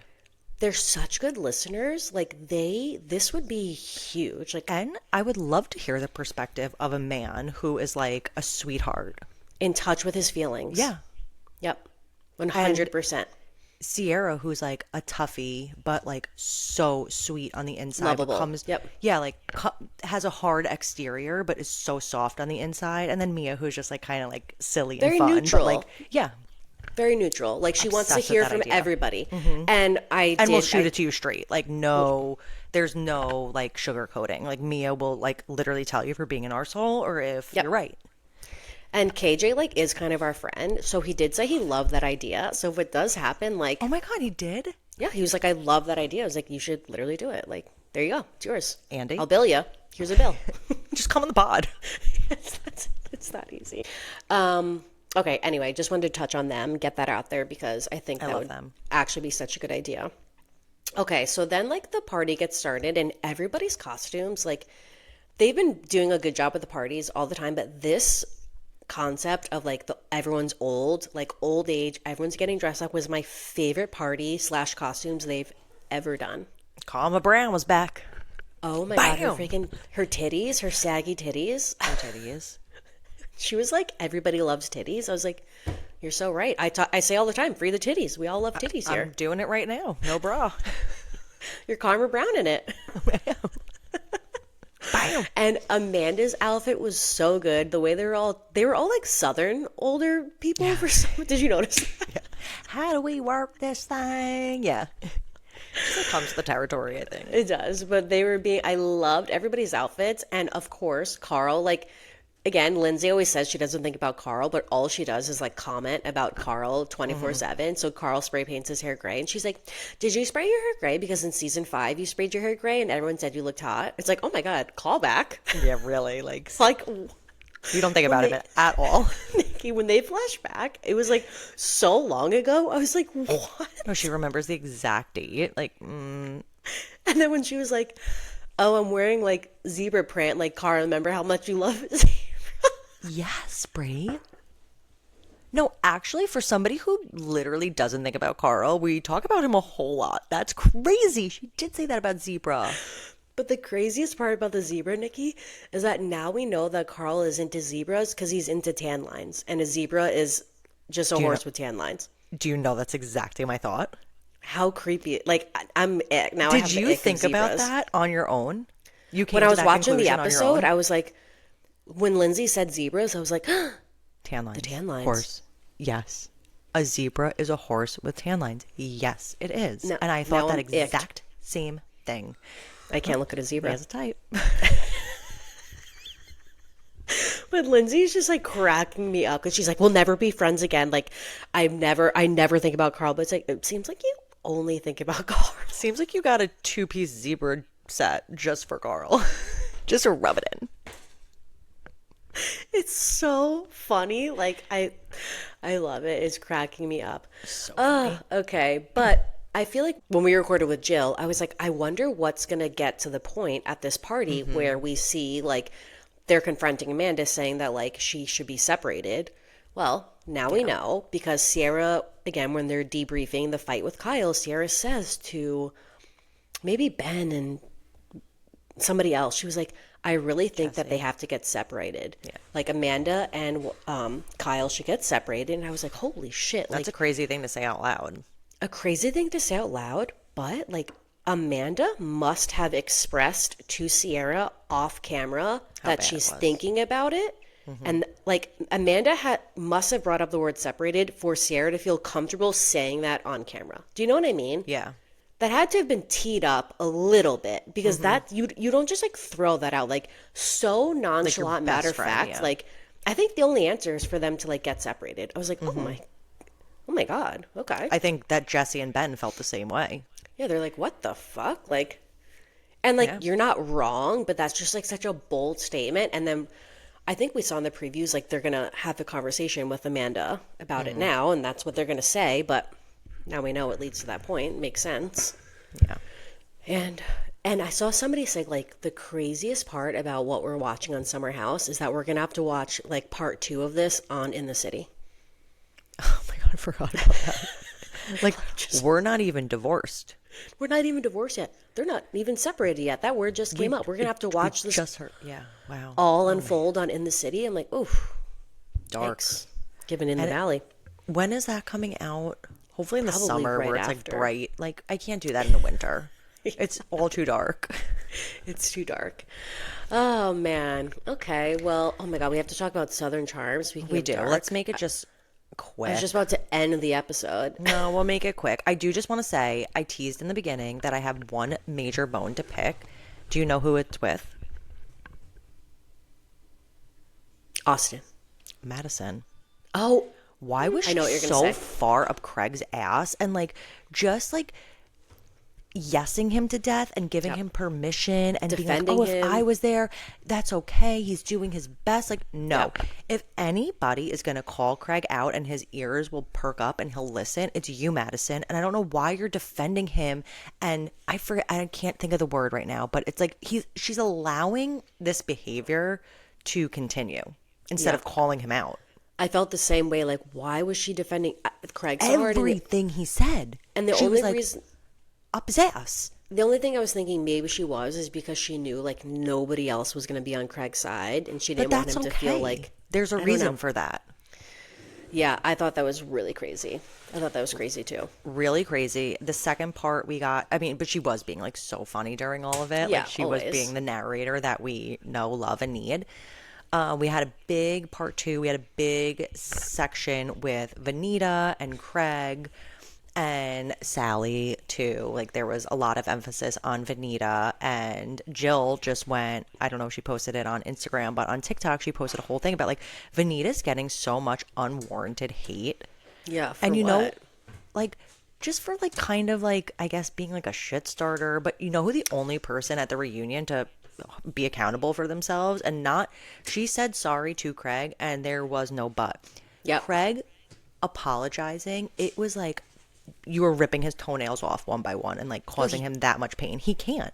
He can't. No, you're so right. I feel like He is the Vanita. same. My 6-year-old son can't apologize. Like that's the level of emotional intelligence that he is at. He cannot say that he's sorry. No, because he doesn't think he does anything wrong. I Well, really he also think didn't Vanita, watch the season back. I know he's such a. He makes his assistant watch the show and just like summarize like what happened. No, but because how are you going to go to a reunion and speak about what you did or speak about the confessionals? How are you going to speak about anything? You haven't seen anything that anybody said about you. You haven't seen how you're coming across, how anybody else is coming across, how Because anybody now else feels about you. Because now he has an excuse not to respond to anything.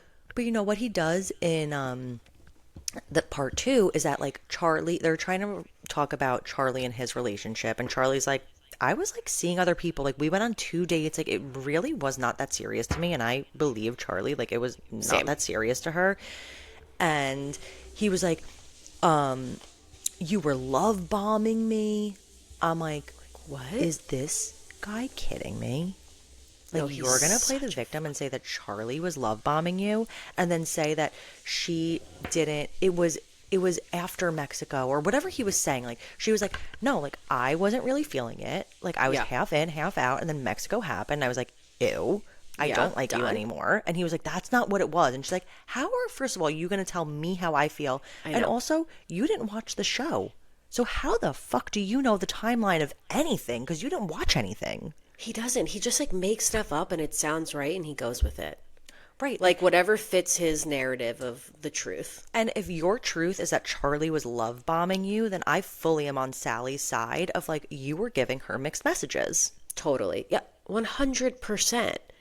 Oh my God. Also, Sally was not coming off that great in this Sally reunion. didn't do too great. No, I'm sorry I for your know. girl. It's like, it's just like a little, like, girl, you can't be that desperate. Like, the whole, like, lusting after Austin was so crazy, especially So because he was so mean to her.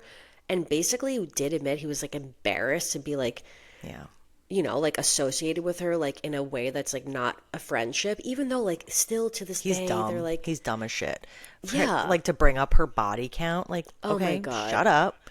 Then make Shut her your up. girlfriend. Like, also, Andy said, like, what's your Bravo body count? That's Bravo body count. but also, like, who cares? Like, she's single. She can do whatever Mm-hmm. she wants. You don't want to be with her. Okay. What do you have a problem like- with what she's doing? Why am I going to act like a wife if I'm not a wife? Totally. I totally agree with that. Like, what? Completely. Like, I don't know. But then also still that she's like obsessed with him doesn't make sense to me. But you know what? whatever. That's her thing. She's not giving up. Like, she's actually eyeing it. The only difference is Ashley I was a virgin. Really? Was she? Oh my. Is Jared Yes. the only person she's had sex with? No, You I were? think she hooked up with that guy, Kevin, that she was dating.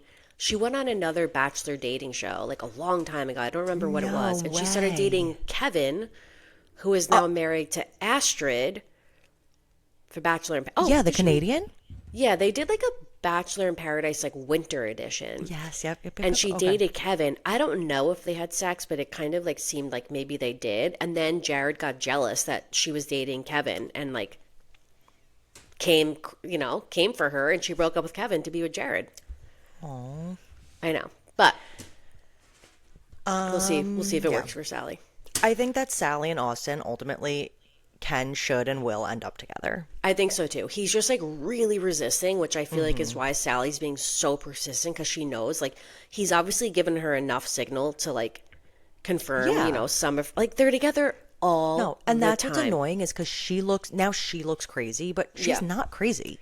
Like But there she's are also, things like- happening behind closed doors that are leading her to But believe it's like this. she doesn't have a problem that Austin's making her look crazy. She's She just like, doesn't at whatever. all. She Like, didn't have she's a like, problem whatever. that Craig spoke to her the way that she did. No, he it's didn't even so crazy. apologize to her. Yeah, I she know. asked him to apologize, and I don't even think she got like a full apology. And she was like, "It's okay." Oh, Craig. Maybe she just really is like confrontation avoidant, that she's just like, guys, I don't give a fuck. Like, I Yeah, I like don't think she Austin c- whether yeah. he's mean to me or not. Like, there's nothing you can say that's going to change my mind. And you know what? Whatever. Good for her. Yeah. Shep was a mute. I thought Crazy. the girls looked fantastic. Everybody looked God. beautiful. Vanita, her dress, her hair, her makeup. That's what I was going to say. Vanita's dress was like probably Sick. one of the best dresses we've like ever seen. She looked incredible. Yeah, she looked incredible. But I think she Madison, really needs obviously, to hottie. move off of, and I think Vanita needs to get off Southern Charm. I did see somebody on Instagram or TikTok mentioning like the difference between Vanita and then KJ, Mia, and Sierra. Like that Yeah. they feel comfortable and they can just be themselves. Like I'm obviously not a black person, but what I can imagine and gather is like being a black person in a room full of white people is very different than being in a group of other black people. Like you just Totally. feel more comfortable. There is a difference. And Vanita doesn't have anybody that she can see herself in on the show. Yeah. Like, she's on an island of her own. Whether or not it's like a big deal or it's not, like it is. I almost feel like she was like trying to say that or trying to start that Like, conversation, you guys and then don't she know. stopped. Yes, like I feel like she was trying to get there, but it's like, what's the point? Like They're not receptive, I don't they're think. not Like, receptive. Like nobody there, I feel like really has her back. Like Madison had Craig's back more than she had Vanita's back, and I just feel like Vanita, like yeah.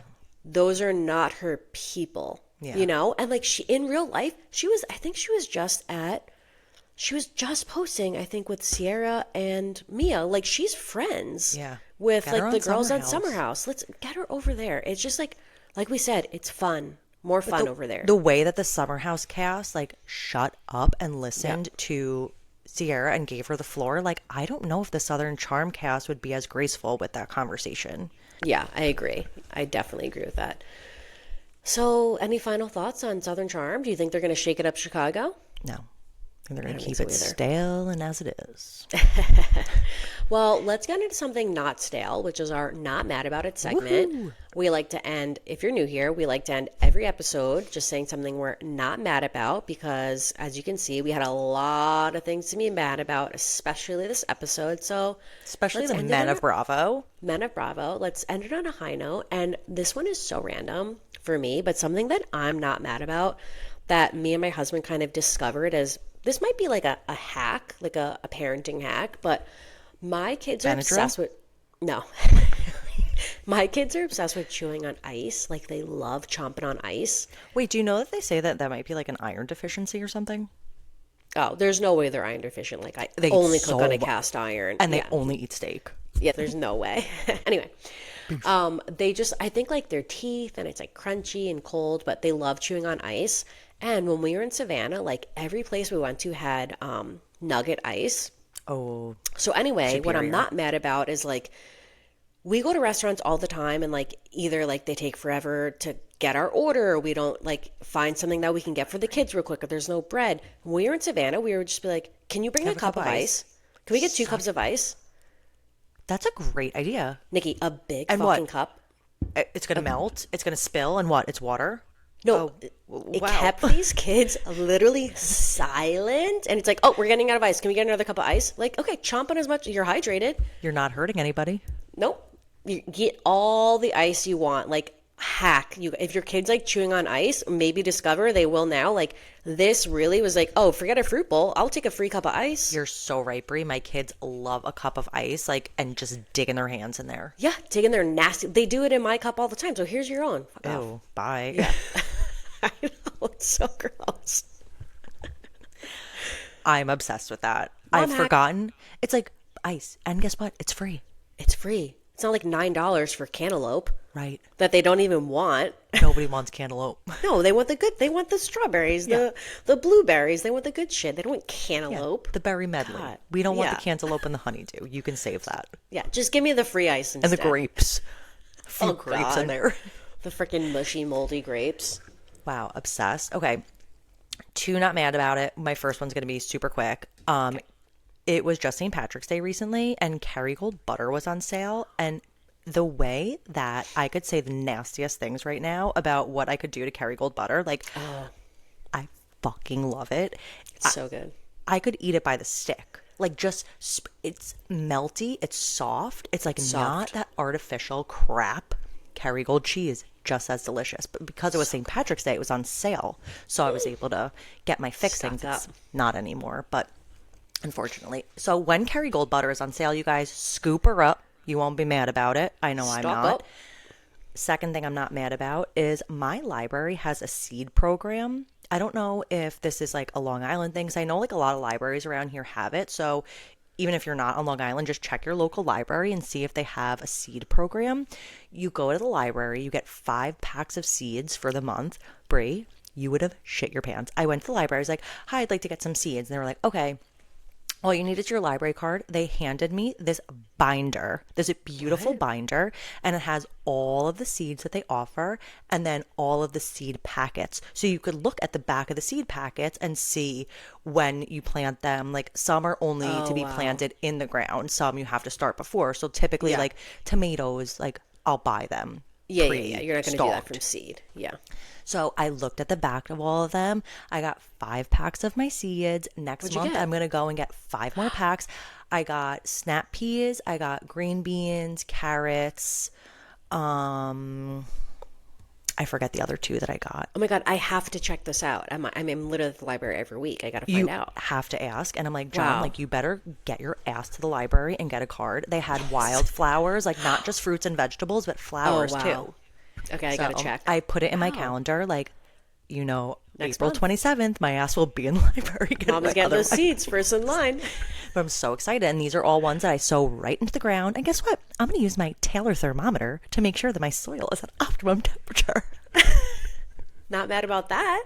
Not mad about And that. on that note, you guys, if you like what you saw, like what you heard, please share this episode, share our clips, leave a comment, subscribe. Also, make sure you guys are following us on whatever platform you listen, because if and when we do drop some boners, especially for Rory, like if they're not consistently on the same days, if you are following, like you'll get a notification whenever we have a new episode out. So you won't be mad about that. Let us know Love if you want us to go guys. live. Oh, yes. for Rory. Yes, you're right. That's a good call. Yeah, we'll pull that. And yeah, love you guys. We'll see you guys next Monday. Love you. Nice longer for you. Bye. Bye.